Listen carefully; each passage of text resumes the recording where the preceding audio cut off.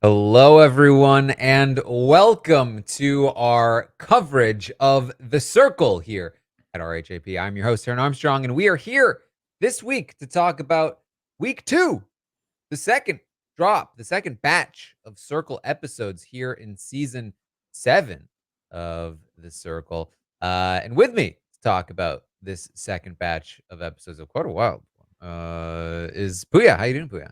I'm doing good, man. We left the last batch feeling relatively positive on the season, and I'm here to say it. Week 2 still holding up for me. I'm having a good time with it.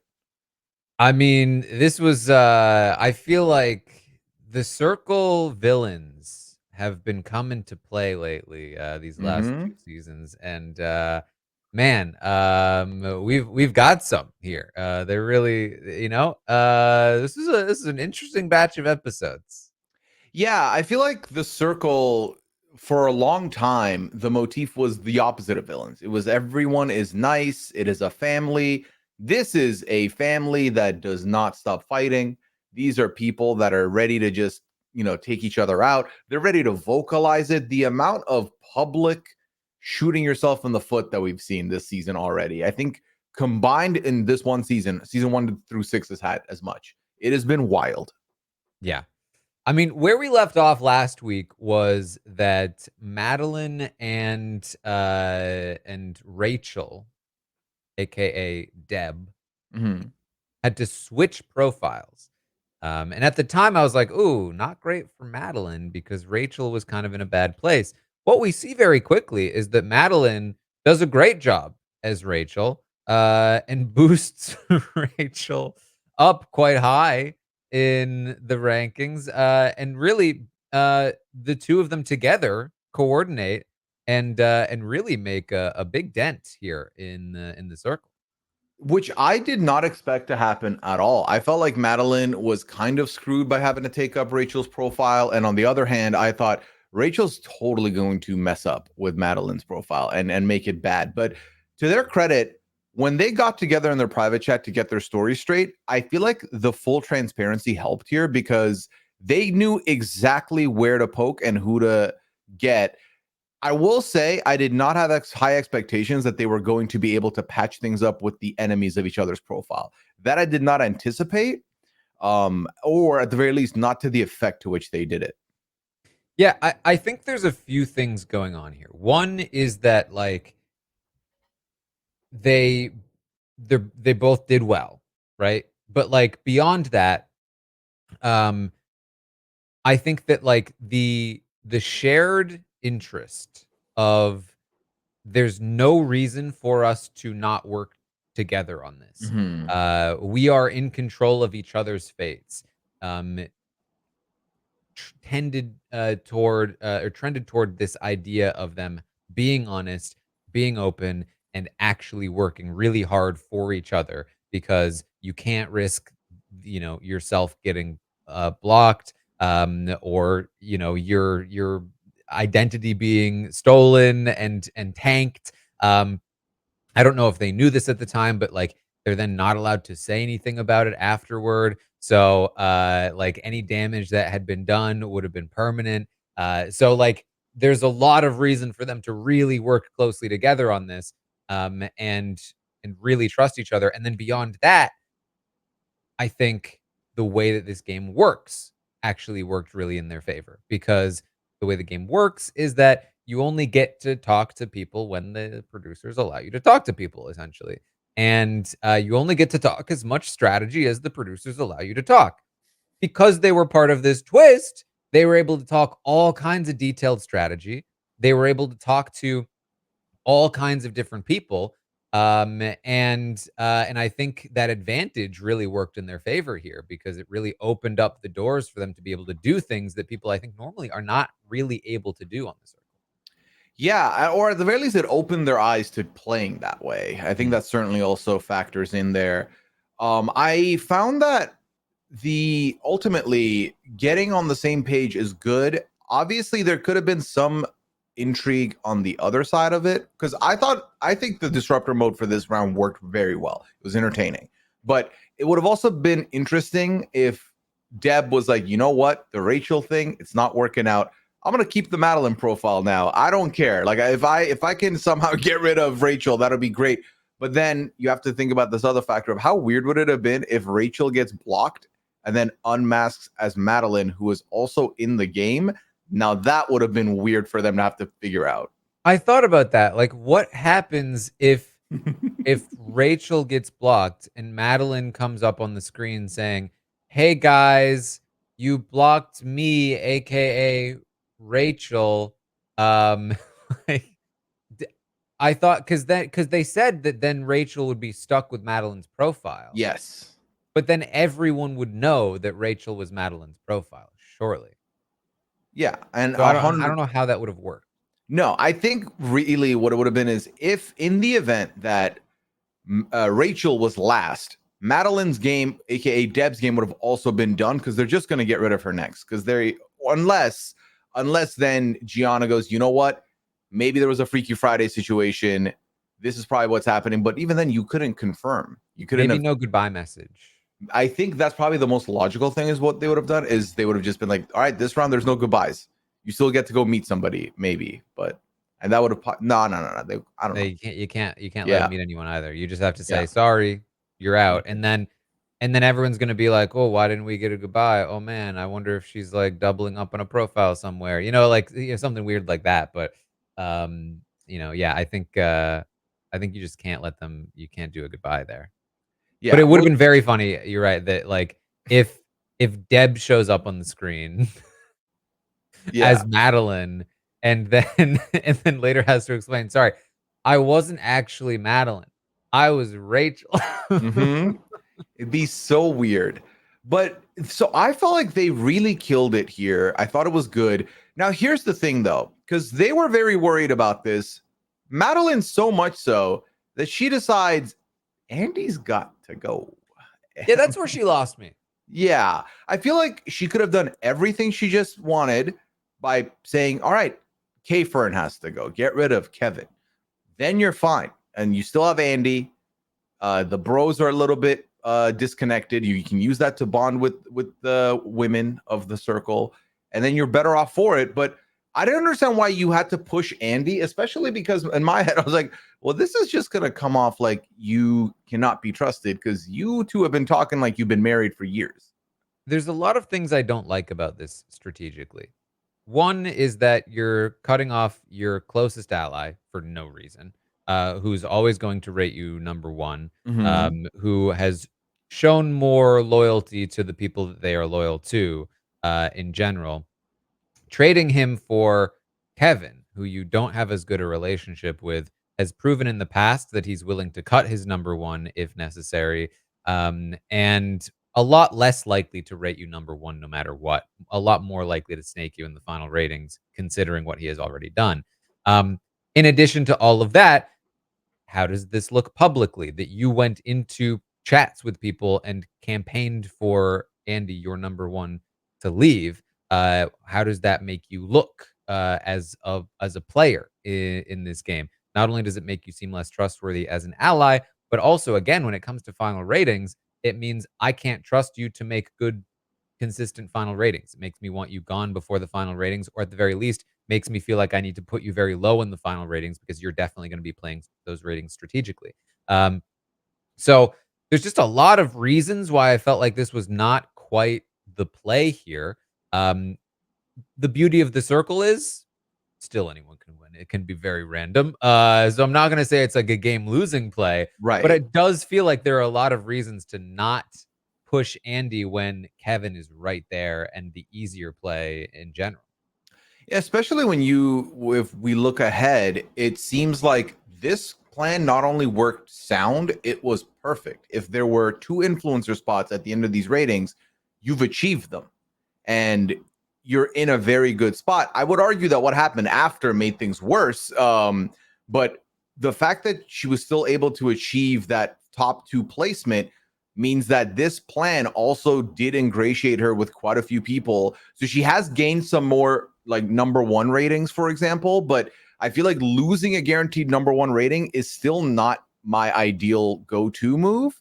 Because I feel like she could have still achieved the high ratings just as much with throwing Kevin under the bus. Yeah, and the one thing I will say, she did not mention this at all, so I have no reason to believe this was part of her strategy.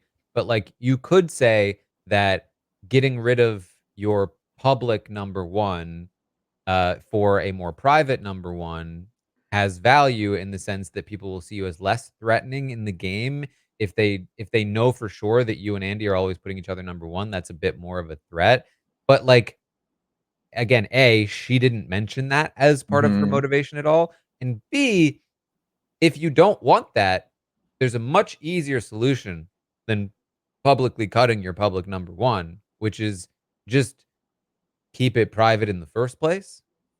Which is if that was a concern of hers, she could have just not announced it to the world, made sure that Mm-hmm. Andy didn't announce it to the world, and it's the same results, much less blood. Yeah, I think it's a very hard with the circle because of how much everyone else has been public. Like, Darian and Jadeja have basically been married from the first circle chat, it feels like. So I feel like, especially when they're doing these challenges where you have to publicly say who you're kissing, who you're marrying, who you're murdering, which this has become a staple of the reality shows we're covering lately, Taran, this game. Truly. um I feel like at that point you can't not declare it because shady, if not, but also, Taran, I would argue that it's a little bit hard to do this when there is an entire challenge based on, hey, everyone get dressed for a wedding. Like, we have a wedding here. I just feel like, and again, maybe they don't let you do this, but like, I feel like the successful players on the circle are often the ones that have those like under the radar, sneaky, not intentionally most of the time, but like those like conversations where they open up to somebody and nobody knows that those conversations happened, but they create this strong bond. Like, Hmm. I'm thinking of last season, and forgive me, I'm not gonna remember the names of, the players from last season. Olivia, uh, when Olivia made the bond with Kyle, and nobody really knew that Olivia had that bond with Kyle for a long time. And really until the end of the game, that was that under the radar connection with between the two of them got them both to like the top two spots at the end of the game. Hmm. So like those connections, those like, hey, I'm your number one, maybe at worst number two connections that people don't know about are incredibly valuable. I mean, we know this coming from Big Brother, Survivor. Secret alliances are the most powerful alliances. On the circle, people just blurt them out constantly, even when not prompted by a game. But even if there is a game, how about you just play a little coy with it? I understand that that's kind of what Andy was trying to do in this in the kiss marry block game, and it certainly backfired. But like, if you have a conversation about having each other's backs, maybe also just include a message about like, let's keep it on the DL as well. Especially, you bring up down the circle, they blurt them out, especially this season. Like they're telling their enemies, the people they're not working with, who they're working with, which is a very bold move because, especially in a situation of power, how can I trust that you're not going to just have the majority on me now? So it is fascinating. I feel like the circle is, well, obviously the end game, the last ratings kind of being a bit of a crapshoot, is built in a way where, okay, just get to the end and then pray for the best result possible. But some of these moves I would have never in a million years thought would pay off, but this cast specifically, it's somehow working. I don't know how to explain it. I don't know how to dissect it, but it's working for some of them. Yeah, I mean, working until Andy gets blocked.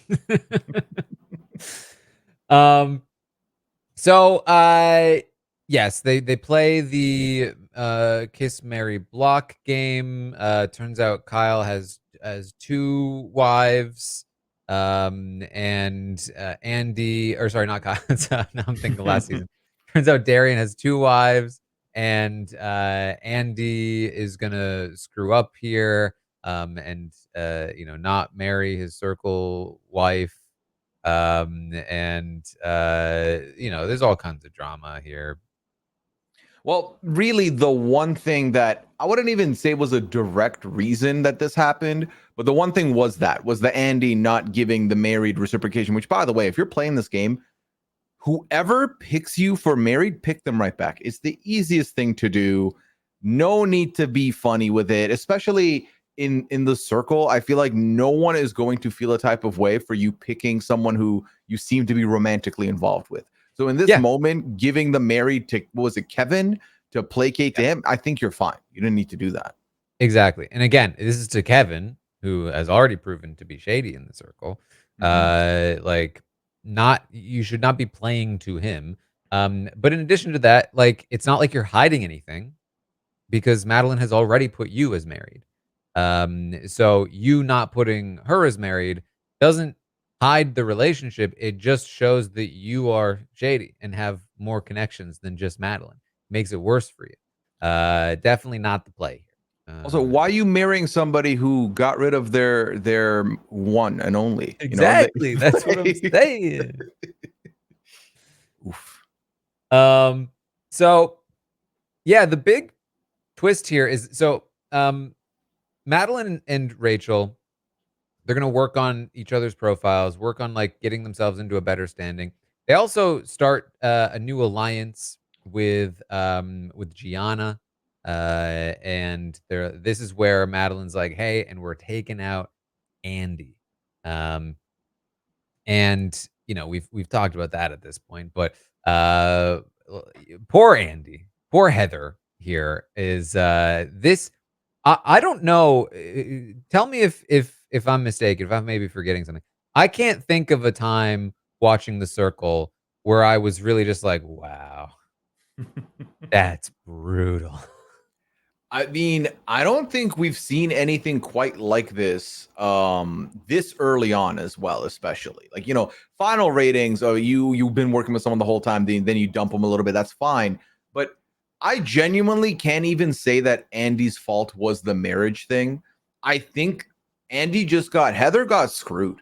I think the disruptor mode kind of made it so that Madeline had to focus on just surviving that round and surviving by keeping Rachel safe, and it made sense to target one of the boys. Now, we've obviously talked about how you could have looked at Kevin in that situation, but I think this was a exercise in Madeline said it was an exercise of showing, listen, he has his bros, I have my girls, and I'm backing my girls over my one guy. I want you to know that's how loyal I'm going to be to you, which I think works. But again, Heather did nothing wrong from where I'm standing at all. Yeah, I honestly, I don't even see it as the disruptor twist, given how we see, Madeline operate post Andy. I think Andy just fell into the wrong relationship. This, this was the wrong one. This, just ran into the wrong person. Madeline is here to play, not to just be, like, playing around as, like, a Mhm. circle wife or husband. Madeline's here to cut some throats and Oh, to for watch them sure. bleed out.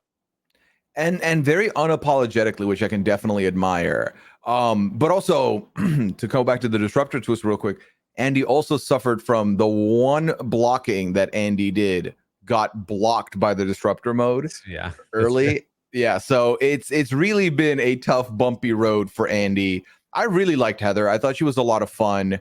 And despite it being a bit of a gut punch, what comes next, I feel like handled themselves really well. Yeah, and this is what I mean, where it's like watching Heather talk about, like, how she's feeling something. She's feeling like people are not prioritizing her. This is reminding her of real life, and all of this stuff, and it's like, man, this is brutal. I feel like you typically wouldn't see this kind of sympathetic, like, brutal kind of edit when she's actually gonna leave. Like, this is the kind of thing where it's like, "Oh, but then things turned out okay." But they didn't. They got worse. They got way worse because not only was she not being prioritized, not only was she being demonized in this game, having done nothing wrong, she then gets blocked by the work of her closest ally, goes to see that closest ally, cries to her about how other people in this game have done her dirty. talks to her about wanting her to win, rooting for her. They're gonna hang out after this. She'll introduce her to the real Andy. I mean, I didn't realize the Circle had this in them, but this was good. This was television. Mm-hmm. It was real cinema, absolute drama, and you can't quite script something like this. And the Circle can sometimes feel very scripted. So this was a very fun journey we went on upon to get to Andy's exit here, which worth noting, Taran, to skip ahead a little bit, only one exit this entire batch once again. Yep. One last time, one this time. Both were the first two influencers who got screwed with Yep. their blocking. The Disruptor really came into play. It was very, very, very weird. Because so once Heather leaves the room, you see Meline just kind of get overcome with emotions. Like, I couldn't do it. I couldn't tell her that I did this. I feel so bad. And at that point, I thought, wow. I genuinely, Taran, thought, okay, this is it. This is the most game we're gonna see from Meline. She's going to kind of revert back to being quiet. And boy, was I wrong, because it went the other direction real quick. Yeah. I always just have a lot of fascination with the way that guilt factors into decisions in strategic games like this, social strategic games like this. And like how much guilt often does the opposite of what you hope it does. Where, like, you hope that if somebody feels guilty, it'll make them stop doing the thing that makes them feel guilty, but in reality, it usually makes them double down, Mhm. um, in a way that they wouldn't have if they hadn't felt guilty in the first place. Like, if they had just done it coldly, they just would have made that call, but when somebody feels guilty, they need to overboard, go even further to somehow, like, further justify and push away the feelings of, like, that they could be going in a different direction. And so I think you see Meline go even deeper into the depths of strategic gameplay, even when she doesn't need to. And I also, for what it's worth, how much of this was guilt and how much of this was, ooh, I might have screwed up. Like, this was a really genuine ally for her. She said she was going to rate me number one the whole way through. Did I just ruin my own chances by making this move on top of everything else? And just like seeing Meline contend with that is super fascinating to me. Yeah, I think what you just said at the end is true in that I think there's a feeling of, oh, I messed up. And then the opposite feeling of, you know what? I messed up. Let me make it worth something now. It's like, let me now build on this thing. Let me right a wrong and really try and pivot away from this to put myself in a better situation. A high variance move, but a fun journey still. Mm. Um, so Andy, aka Heather, leaves a goodbye message that was very sweet, very much the opposite of calling people out. Hmm. And it seems like in the moment, basically asked the question, like, did Heather say anything? Did Andy say anything to you, Meline, in your time together? She's like, ooh, I could lie right now. Hmm. Um, and perhaps because it was in the moment, makes like a pretty rookie mistake, which is we see this all the time in Big Brother. It's yeah, Andy said that someone is sketchy. Well, who? Definitely some. I mean, I can only assume it's got to be one of these, like being too vague because because you're scared to be specific. Because if you're specific, you could get called out, you could be wrong. So liars tend to be very vague. Like, hey, people are saying things about you. Well, which people? Just some people. Like, I don't wanna name names. So now what? You don't trust me enough to name names or what? Like, you don't actually know these people? Are you lying to me or do you just not trust me? It's one of the 2. Like, this is the kind of thing that really gets people in trouble. And you can see that immediately most people are like, yeah, this is obvious BS. And the people that don't think it's obvious BS either have incentive to not care because they want Darian out anyway, Hmm. or they're Kevin. Right, exactly. Either a little bit of a dummy or they have good reason not to. I mean, I think the reality is in many of those situations, whether it's on Circle, Big Brother, even in real life, if someone comes up with I have information, but then is hesitant, it will almost always feel like they're trying to buy time until they find the perfect answer to fit the narrative they need to. So in this moment, especially because you were not lambasted by Andy. Andy has said Heather has kept you in a very good spot, and you're going to garner a lot of sympathy for having seen Andy last. Just say it. Just say the name. Deal with the consequences later. You just finished for top 2 in the influencer ratings. Therefore, most people are got your back right now. Most people have your back, and they're ready to have your back because you clearly got good ratings. So I don't see why you don't take the opportunity right then and there. But I think the reality is it was clearly all getting cooked up live, like as it was happening. And I feel like just the panic, there was not enough time to be like, okay, you know what? Let me just jump in with 2 feet. She kind of dipped her toe and was like, it's cold. Actually, I can't do this. Oh no, I fell in the water. Yeah, and it really did not fit the message that was left behind by Andy, which I don't think helped. It's too In this warm of a message. Exactly. It was like, "Hey, we're gonna be friends forever." Also, one of my closest allies snaked me. It was Darian. And so, I mean, I'll say I really liked Andy. I really liked Heather. She was one of my favorites. I was really enjoying her on the show. I really liked, what she was the vulnerability she displayed and how friendly she was and how much she like was excited just to be there and to make these friends. And so it was particularly brutal for me to watch her go out in the way that she did.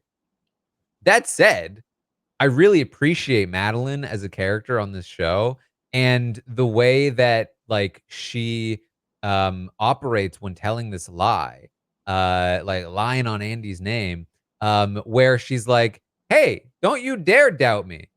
I mean, I am lying, but like I like that she's expressing the feelings that somebody has where like sometimes those people again, bringing it back to like a Big Brother for instance, like people will be like, "How dare they do the thing that I do constantly? They're actually a bad person for it and I'm a good person." I really appreciate how open she is with like, "Yeah, I'm lying, but that doesn't mean I want you to not believe me." Right. No, I really like her as a character as well. And I agree. Andy was one of my favorites too. I feel like like I said last week, I feel like this is a very good cast and I've been enjoying them so far. There is a couple of people that might not be delivering all that much, but even then, I would say that they are delivering something, but I might not be picking it up all that much. I am excited to see where Madeline does go on this solo journey. For all we know, this is the batch of divorces, Taran, because I feel like we might have all singles when all this is said and done. It's certainly possible, and man, we will get into that. So, the key point here is that Madeline comes up with a lie about saying that, "Hey, Andy told me that one of his boys essentially was snaking him." Heavily implies it was Darian. Nobody really believes Madeline except for Madeline's allies, Rachel and this speaks to the under-editedness of this player that I can't think of, Tierra. Um, I honestly I keep forgetting that Tierra's there, which sucks. I mean, I like that they've stopped adding people super, super late, but even so, this Tierra has felt very I need more Tierra. that's the thing. Tierra's coming in here, the last person to come in here that we know of, and in the span of 4 episodes has had maybe like 4 moments, and none of them have been big enough to make a splash. It's not a good sign when you just came in. It's a divided, contentious circle, and you're 7th in the ratings. It tells you all you need to know. There was not enough of an impact made there. I feel like Tierra's story is really not fleshed out because typically at this point we'll have a little bit about everybody. Because I don't remember when Jordan, aka Big J, came into the circle last season, but I remember them immediately. I mean, obviously we remember them. They immediately make a splash on the show. So I don't know if this is a case of being under edited or if Tierra's just not making moves like that yet. Yeah, not sure. But Gianna is immediately like, this is clearly BS. Obviously, Jadeja doesn't believe it. And Garrett doesn't believe. Garrett falls in with that crew as well. They all talk about how they don't believe it. They trust Darian. He's a pretty stand-up guy, and they're correct. However, Madeline is going to get in with Kevin and really just pull the wool over his eyes. I mean, oof, that this is embarrassing for Kevin because this wasn't even like a well-constructed, planned out, like solid lie. This was just on the fly, just like, yeah, did you know that Darian's been trying to get you out for a while? Yeah, he was trying to get Andy out, but then also trying at the same time trying to get you out too. Didn't you know? And Kevin's like, "What? Oh my god, no way! Oh man." The way Kevin's been slapped around these 4 episodes was so funny. You combine this with Kevin making good headway with Tiara, only for that to immediately get unraveled when they're like, actually, Kevin is with the bros. And Tiara's like, wow, Kevin is trying to like buddy to me. Never again. Not going to fall for it. I kind of feel bad for him a little bit, but also I feel like he's kind of gullible. But then also, Taran, if you are fooled by the fool, you are the ultimate fool, right? So I feel like we can't even give him the fool crown when all this is said and done, as of right now. Yeah. So that's where things end up, is that now Kevin is anti Darian. He's like, man, this guy's been snaking me. And Darian talks to him and he's like, hey, bro, I'm feeling called out. And Kevin's like, oh, what a snake. I can't believe he's trying to snake me in this conversation. I'm gonna pretend I'm still with him. And Darian's like, oh, good, my bro's still with me. And mind you, this conversation was after the second ratings in Disruptor, right? Mm-hmm. So yeah, so can we talk about that those ratings? Because we end up finding out only one person will become an influencer off of this, and it's the first place finisher. And this was a very contentious one because there's clear sides to this circle at the moment. There's one side that's like, you know what, down with Madeline, that she's lying. We don't like that. The other side's like, nah, Darian needs to go though. Actually, like he actually needs to leave. And we need to split up him and Jadeja. So I was very excited watching this one play out. Yeah. And here I am like, ooh, look at this. Darian really dodged a bullet taking this disruptor twist, because it means that there's only going to be one influencer, the top spot, and the other influencer chose by Darian. I can only assume he's not allowed to choose himself. I thought so as well, based on the decision making process that needed to happen. I don't recall it being explicitly stated. And if we find out afterward that he was able to choose himself, this is even worse. Yeah, dumb, stupid, absolutely dumb. If that was the case, because then naturally, okay, if I can't pick myself, who am I picking? How about the one person that's rated me number one this whole entire time? Jadeja seems like a good option for me. You'd think. So he gets to pick the other person. The top rated player is Gianna, who is on Darian's side. But if, say, Madeline, or even worse, Rachel, or something like, or even maybe Kevin, but maybe not Kevin. They, like, if Rachel got up there and Rachel was like, hey, we need to take out Darian, I could see a world where Gianna's like, not my fight. I don't know, maybe. Like, Rachel is Gianna's number one. So that would be very dangerous. So instead, Darian gets to pick the other influencer. And obviously, everyone's first instinct, if he can't pick himself, would be Jadeja, who's great, by the way. Loving Jadeja. Doesn't seem to have a lot to do with, like, because she's just firmly on one side. There's like not as much back and forth. She does have that one conversation with Madeline where she's like, we're still chill. Like, you're coming from my guy, but we're still chill, right? I really like Jadeja. I feel like she's probably a top contender to win this thing.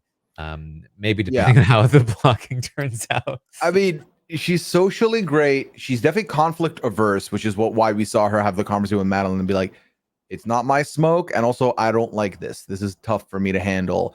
I think very inoffensive, very, very palatable. Even if you're not working with her, I don't think you're targeting her. So I do agree she's a top contender, whether or not Darian is there. I think Darian being there might even ruin her chances a little bit if the final 5 consists of both of them and other people, where they It's just tank possible. both. I mean, I will always take somebody that guaranteed puts me number 1, I think. Um, but again, it's just like, it would have been much better if you had just kept that quiet.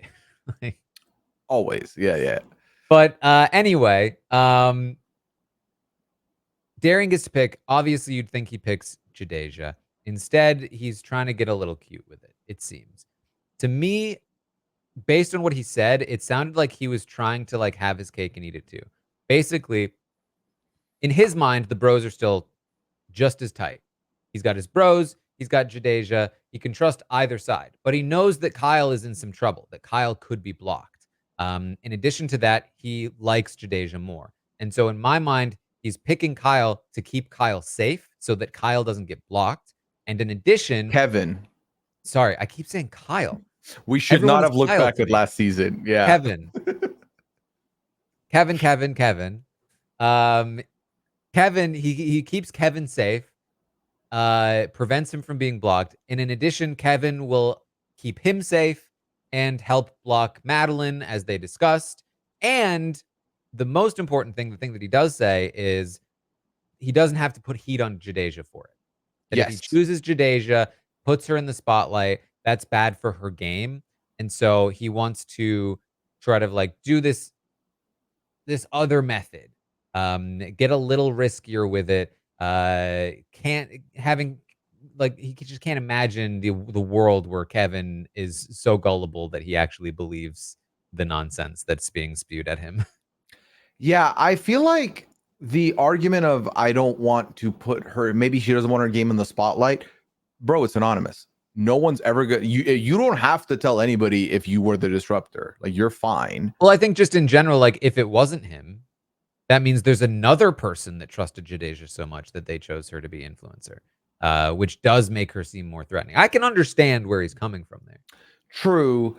I feel like, I mean, 9 times out of 10, everyone's just going to assume it's Darian anyway. Yeah. And given that he's last, I feel like people would understand, but also I think people would understand if she didn't get rid of him. So I think that it was very cute. It was very cute because he had the conversation with Kevin.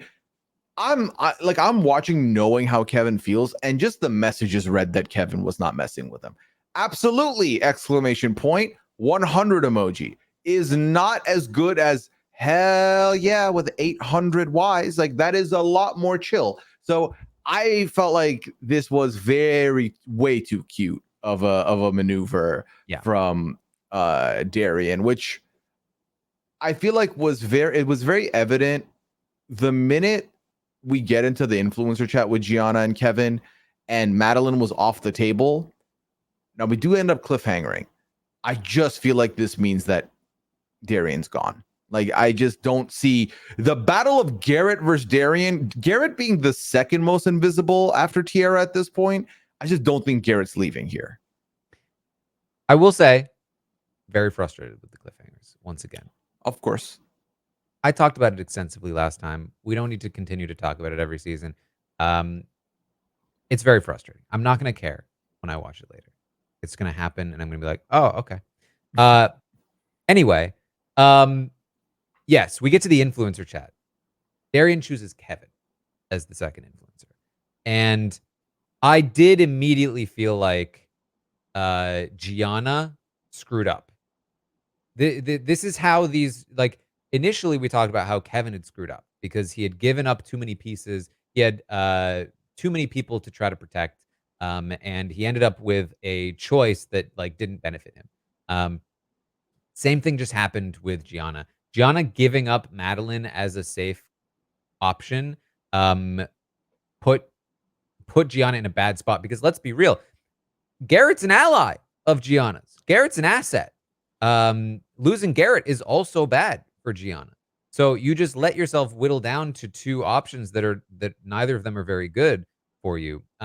You should be looking to take out Tierra or Madeline. Now, I think that Gianna feels like maybe there's a world where Madeline still wants to work with her, but very clearly, you think that Madeline put Kevin into this influencer spot. You think that she's super tight with Kevin, so that's not good for you. That means that she at least has Rachel and Kevin over you, which means Madeline's still not that great for your game. Whereas Garrett has nobody else. I don't know Mhm. why there maybe is some suspicion around Garrett. There seems to be some implication that there is, but I don't know why. Garrett seems pretty firmly on board with Gianna's side. Um, and Tierra, you have basically zero relationship with. You should not be taking Tierra off the table in this position at all. I really do feel like negotiation wise, they really screwed up. However, I do think that like it was nice to watch them just like continuously call out obvious manipulation tactics. Like Mhm. Kevin was not exactly subtle and not exactly effective in trying to make his case.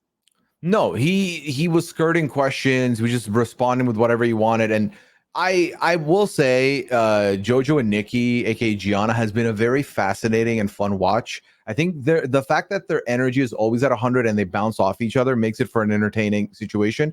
Also, the irony is not lost on me that we, by the start of the next episode, we would have had 3 people blocked. One was through natural rankings.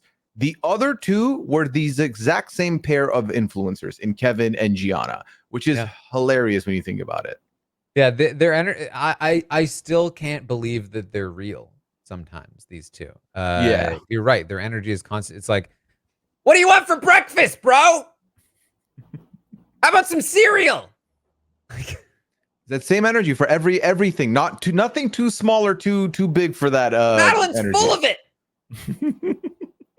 Hey, you're sitting on the remote."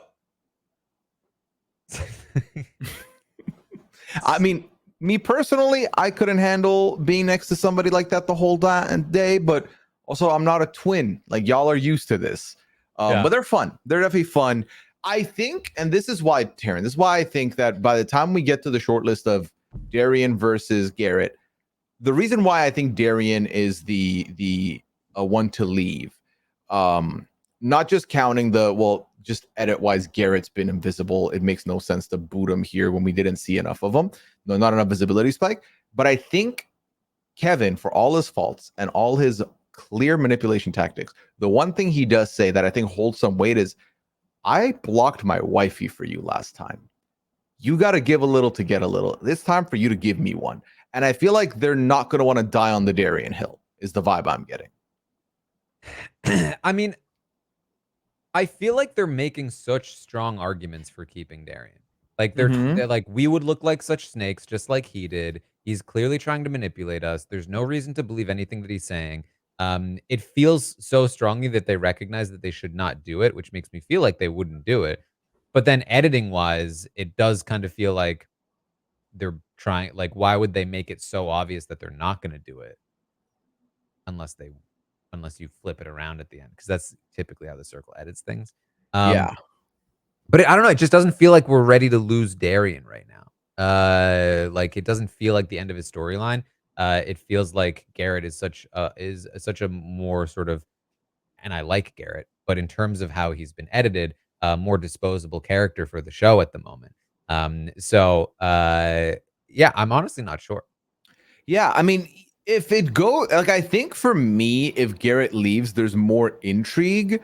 But at the same time, I think if Garrett leaves, then I just have to assume Madeline is screwed and that side is gonna win. Whereas right now, if Darian was to go, they showed us a little bit of the Jadeja and Madeline bonding. That could be a direction that where does Jadeja go in the middle of all this? But also I just for the meme of the dude had his pick of the litter, to who to pick to be Disruptor, picks the I person mean, yeah. who pushes him out. Like that, we want to have in the future. I would like a Watch Mojo video with top 10 worst moves on the circle. This is number 1 right now, if it happens. Here's what I would want to happen. Okay. In the event that they actually do block Darian, I'm Mhm. gonna need Darian to go visit Kev and be like, dude, I picked you as influencer. And Kevin be like, No. Or at the very least, because he'd probably visit Jadeja, let's be real. At the very Right. least, I would want it to be like I need Kevin to realize what he did. Um, because I think that would be very fun. But I think the thing that would be even more fun, and this is why I hope Darian stays, is Darian is told by Gianna, "Hey, I really had to fight for you. Kev was pushing so hard for you to go." And then Darian be like, "Are you kidding me?" And then go and confront Kevin. Because I just need that confrontation.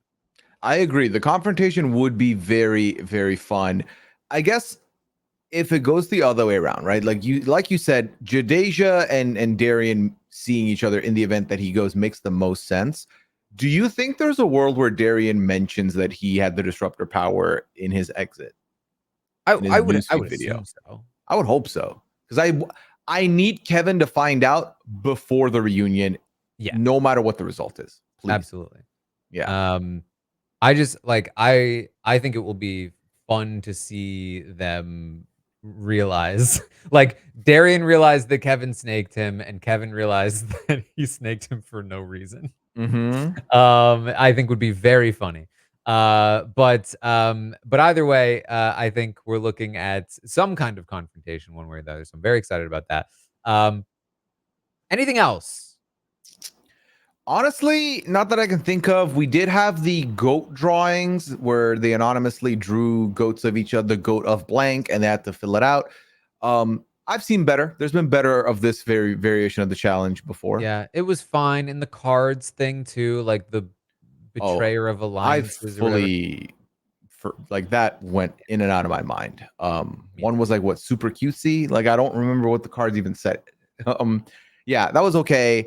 The zombie apocalypse came and went. That was the thing that happened for all of 5 minutes.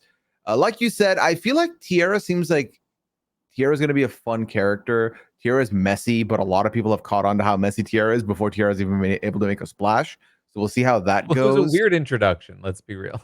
Yeah, I mean, you walk in on did that message, the first message from Tiara being like, if anyone like speak now or hold your peace, that felt like a production message that they made Tiara say. It felt that way, but that's kind of messed up. Yeah, yeah, I agree. So we'll see. Right now, I feel like Garrett, I don't know you much yet. Tiara, don't know you much yet. Everyone else, I have feelings about, which is a very good thing at this stage. I feel like we're coming to the end with some good folks, but also I think my favorite thing that they've clearly taken away from the show is we don't need random entries like day 10. Let's just bring them all in as early as possible because I actually care about most people, which is a very good way to go. I also think getting like 2 blockings, I'm not too mad at that. I'm only a little bit upset that we got a cliffhanger for the episode break of a blocking, but I'm okay with minimal blockings until and keeping it this way. This is a good format in my opinion. Who's your number one? Who's rated number one on the circle? Rated number 1 on the circle. Is this win equity or just preference? Just who are you rating number one? Who's your preference? Okay. I would go ahead and give it to Meline right now. I think Meline has delivered a lot of entertainment in these episodes, despite losing Andy. I feel like has again done stuff to benefit her game, done stuff to hurt her game, and then made unlikely alliances in places I didn't see possible, and really come together with Rachel, who, by the way, Deb had a bit of a quiet 4 episodes, but it was still very, very good. Deb is probably the funniest person on the show right now for me. Huge upswing for Rachel from the last 4 episodes. From the pits to the mountains. Also, I think it helps that you have someone messier than you now in Tiara. You want it to be #thatbe. Tiara said no. Sit down, and you should. Tiara's messier and Madeline's more devious, and so Rachel gets to Exactly. sit back and enjoy the show. She could win. I'm not gonna lie to you. Absolutely. I think she's a big contender now where we're standing. Who's number 1 on yours? I think I gotta go Jadeja. I think she's my Okay. girl. But I will say Gianna, the twins, they're growing on me. I'm really starting to enjoy them. Yeah. Yeah, that's the easy top 4 for me as well. I feel like I wanted more from Darian, but I feel like whereas because I think 100% you can differentiate between Darian and Jadeja's game. Jadeja, we talked about it, has the social game, is clearly willing to, go talk to Madeline, make sure, hey, this isn't about me. We're good. I like her commentary. Darian, I feel like, has just been love struck from like the last batch. And for a little bit here, he had 2 wives. I was like, Darian, drink some water, man. Get in the game. I like Darian, but he definitely lost me when he picked Kevin as the. I was like, dude, there's no coming back. Yeah, there's no coming back from that. I mean, there might be. He might survive, but yikes. Yeah. All right. Well, I think that's what we have for you then this week for the Circle. I'm excited. I think these were some good episodes of the Circle, and I'm excited to see what all of the fallout is heading into the next batch. So stay tuned. We'll be back to talk more Circle next week. And in the meantime, we got plenty of other reality show coverage coming at you. Survivor is starting this week. Oh boy. Big Brother's still running strong right now, so plenty of stuff coming your way. How about you, Pooya? Anything going on? Well, I'm going to be talking 90 Day Fiance, episode 3 of Before the 90 Days. Scally's my guest this week. Liana and I have Masked Singer coming up in about a week, so you're going to want to tune into the premiere episode. We've got a huge announcement in there potentially. Just check that out when that drops. You and I will obviously be talking feeds Friday morning until the season's over, which we still have about a month left, so let's have fun with that while we can. And you and I drafted recently. Did you already plug that? I may have spaced a little bit. We also did a draft. Yeah, we did the Survivor draft, which was very fun. Had a good time there. And you can find me on socials at Pooyaism on Twitter, twitch.tv/Pooya on Twitch. All right. Well, thank you all so much for joining us here today, and we will see all of you next time.